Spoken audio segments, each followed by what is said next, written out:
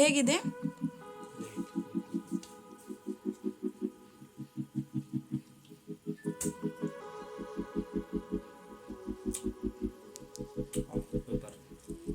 ಚೆನ್ನಾಗಿದೆಯಾ? ನಿಜವಾಗ್ಲೂ? Hi friends, ಎಲ್ಲರಿಗೂ ನಮಸ್ತೆ.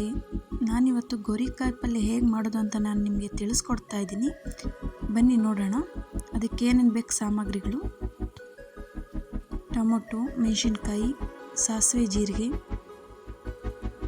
ಒಣಮೆಣಸಿನ್ಕಾಯಿ, ಕರಿಬೇವು, ಉದ್ದಿನಬೇಳೆ, ಕಡಲೆಬೇಳೆ, ಸ್ವಲ್ಪ ಕೊಬ್ಬರಿ, ಈರುಳ್ಳಿ, ಹಚ್ಚಿಟ್ಕೊಂಡಿರುವ ಗೋರಿಕಾಯಿ. ಮೊದಲು ನಾವೊಂದು ಕುಕ್ಕರ್ಗೆ ಹಚ್ಚಿಟ್ಕೊಂಡಿರುವ ಗೋರಿಕಾಯಿ ಹಾಕಬೇಕು. ಸಮ ಪ್ರಮಾಣದಲ್ಲಿ ಸ್ವಲ್ಪ ನೀರು ಆ್ಯಡ್ ಮಾಡ್ಕೊಳ್ಳಿ. ಅದಕ್ಕೆ ಉಪ್ಪು, ಸ್ವಲ್ಪ ಎಣ್ಣೆ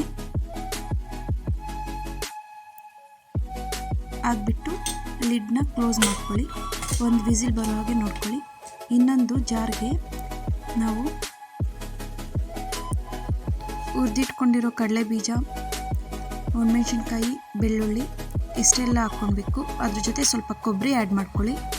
ಕಡಲೆ ಬೀಜದಲ್ಲಿ ಮತ್ತು ಬೆಳ್ಳುಳ್ಳಿಯಲ್ಲಿ ನಾನು ಸಿಪ್ಪೆ ತೆಗಿಯಲ್ಲ. ಸಿಪ್ಪೆ ತೆಗೆದ್ರೆ ಟೇಸ್ಟ್ ಇಲ್ಲ, ಅದರಿಂದ ನಾನು ಹಂಗೆ ಹಾಕ್ತೀನಿ. ಕೊಬ್ಬರಿ ಆ್ಯಡ್ ಮಾಡ್ಕೊಂಡ್ಮೇಲೆ ಒಂದು ಸಲ ಗ್ರೈಂಡ್ ಮಾಡ್ಕೊಳ್ಳಿ, ಸಾಕು. ಅದು ಫುಲ್ಲು ನುಣ್ಣಗಾಗಬಾರ್ದು, ತರಿಯಾಗಿ ಆಗಬೇಕು. ನಾವು ನೆಕ್ಸ್ಟ್ ಒಂದು ಬಾಂಡೆಗೆ ಎಣ್ಣೆ ಹಾಕಿ ಒಗ್ಗರಣೆಗೆ ಸಾಸಿವೆ, ಜೀರಿಗೆ, ಒಣಮೆಣಸಿನ್ಕಾಯಿ, ಕರಿಬೇವು, ಉದ್ದಿನಬೇಳೆ, ಕಡಲೆಬೇಳೆ, ಮೆಣಸಿನ್ಕಾಯಿ ಇಷ್ಟೆಲ್ಲ ಹಾಕಿ ಚೆನ್ನಾಗಿ ಮಿಕ್ಸ್ ಮಾಡ್ಕೊಳ್ಬೇಕು. ಅದ್ರ ಜೊತೆಗೆ ಈರುಳ್ಳಿ,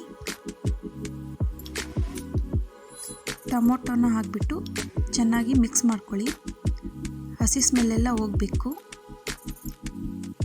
ಹಸಿ ಸ್ಮೆಲ್ ಹೋದ್ಮೇಲೆ ನಾವು ಒಂದು ವಿಸಿಲ್ಗೆ ಇಟ್ಟಿರೋ ಗೋರಿಕಾಯಿನ ತಗೊಂಡು ಇದ್ರ ಜೊತೆ ಆ್ಯಡ್ ಮಾಡ್ಕೊಳ್ಬೇಕು.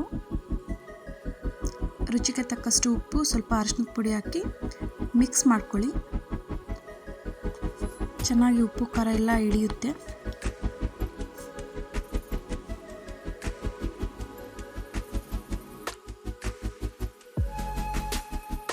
ಎಲ್ಲ ಮಿಕ್ಸ್ ಆದಮೇಲೆ ನಾವು ಏನು ರುಬ್ಬಿಟ್ಕೊಂಡಿರ್ತೀವೋ ಆ ಪುಡಿನ ತಗೊಂಡು ಈ ಪಲ್ಯದೊಳಗಡೆ ಆ್ಯಡ್ ಮಾಡ್ಕೋಬೇಕು. ಆವಾಗಲೇ ಗೋರಿಕಾಯಿ ಪಲ್ಯ ರುಚಿ ಚೆನ್ನಾಗಿರುತ್ತೆ. ನೀವೊಮ್ಮೆ ಈ ಥರ ಟ್ರೈ ಮಾಡಿ ಮನೆಯಲ್ಲಿ, ಹೇಗಿರುತ್ತೆ ಅಂತ ನನಗೆ ಕಮೆಂಟ್ ಮೂಲಕ ತಿಳಿಸಿ. ನಿಮಗೆ ಈ ವಿಡಿಯೋ ಇಷ್ಟ ಆದರೆ ಪ್ಲೀಸ್ ಲೈಕ್ ಮಾಡಿ, ಸಬ್ಸ್ಕ್ರೈಬ್ ಮಾಡಿ.